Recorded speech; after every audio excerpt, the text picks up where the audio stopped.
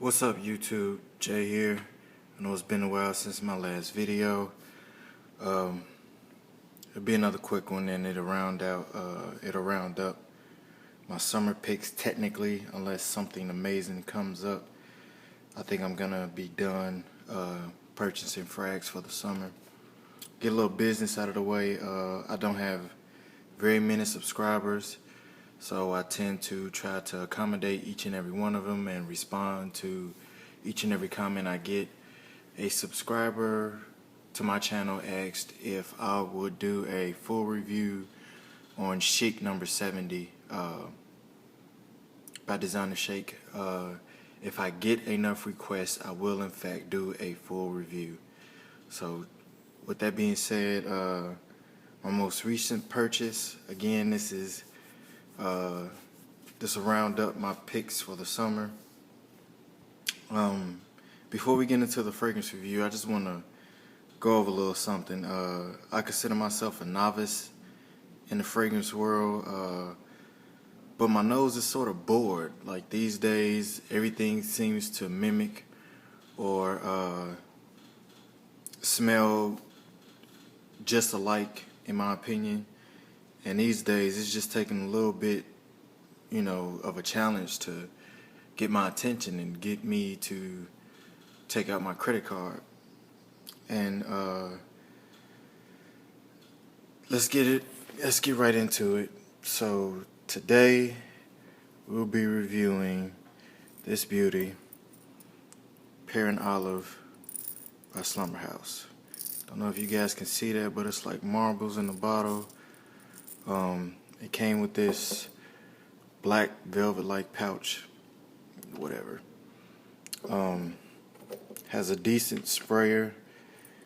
Bottle's not too intricate, somewhere on here. I don't know if you guys can see that, but it says Pear and Olive, bottom of the bottle. It's only a 30 ml, but it's an extrait de parfum. I believe, I'm not sure, but I believe that's one step below pure parfum, the strongest concentration you guys can get. And let's get right into the review. While I was thinking about summer frags, I simply put, I'm going to give you guys a trick. Simply put a note into the search engine on Lucky Scent, and it gives you pages and pages of fragrances with this particular note. I put in pear. I thought, hey, what have I got to lose? I was technically burnt out on citrus notes, and the oranges and your lemons and all this other stuff. And it was a toss-up between this and Wild Pears by Montal, which is also a pear fragrance. Now, while I was doing research on this, Mark added this to one of his haul videos, and I see why, because this fragrance, oh my God. Let's get the reason why I purchased this over Montal out of the way. Montal is a safe fragrance. It's a very good one. I was one of those people who didn't believe Montal could get my attention for a summer fragrance. It's nice. Now, the difference between Montal, Wild Pears, and Slumberhouse's Pear and Olive is this isn't safe. This is not safe. I think you have to have a confidence to wear this. Wild Pears, I'm going to be blunt here, and don't take this to offense if you own this fragrance, but Montal's Wild Pears is boring. It's a pear-based fragrance. I don't know if you would consider pear as citrus. I don't think it's a citrus fruit, but it's very wearable. It's very safe. It's a crowd pleaser, and this isn't, like I said in the beginning, I need something to kind of challenge my nose these days. I need something that's sort of out there and avant-garde. And this is it. I would consider Wild Pears to be a pop song, a very popular song. It's very, easy on the ears, and while this, in my opinion, is like jazz or classical music. There's sophistication to it. It's just something about this fragrance. And doing a little research, like I said, I learned that pear is not a citrus fruit, and I wouldn't consider this a citrus fragrance. It is something that I would be using for summer and maybe spring. And the only thing that I can honestly compare it to is Apple Brandy by Killian. Apple Brandy has that fruit and brandy thing going. It's a boozy, I would call it a boozy citrus. I guess technically you can consider this a boozy citrus. At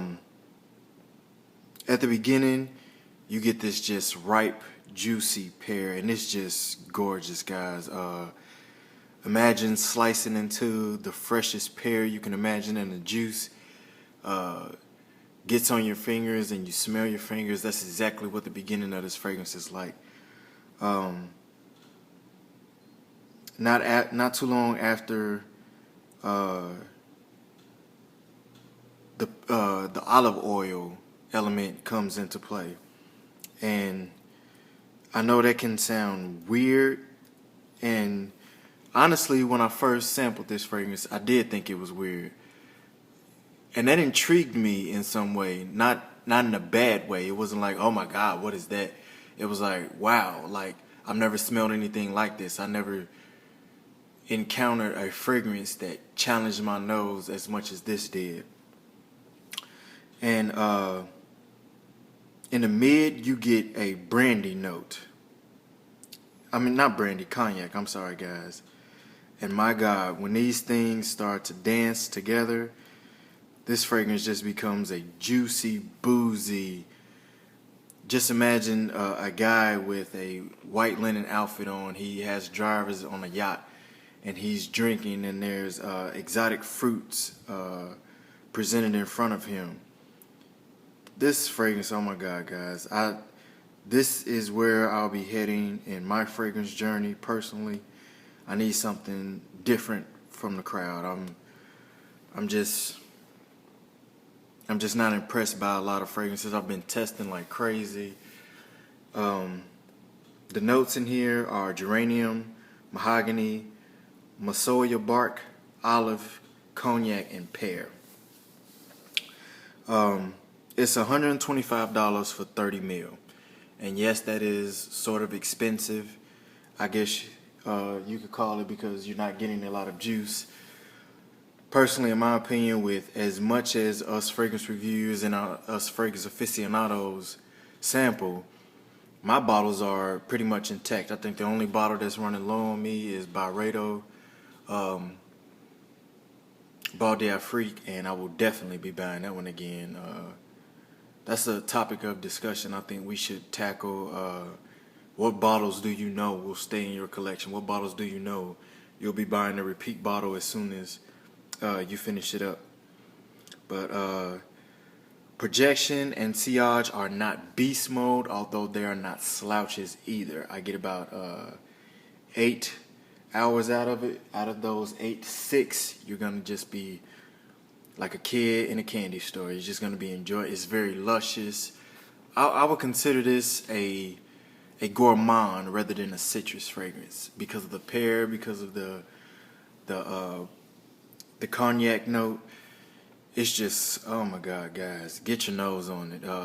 They knocked it out of the park with this one. If you need something challenging, something away from the normal, something away from the crowd, this is it, guys.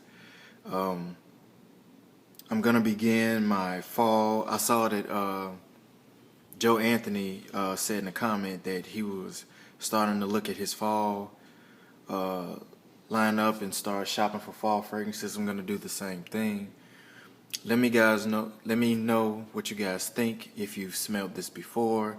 I think Mark was the only one who I've seen as far as guys purchase this, and I think a female reviewer, I don't remember her name, she did a review on this, and she actually did a very good job.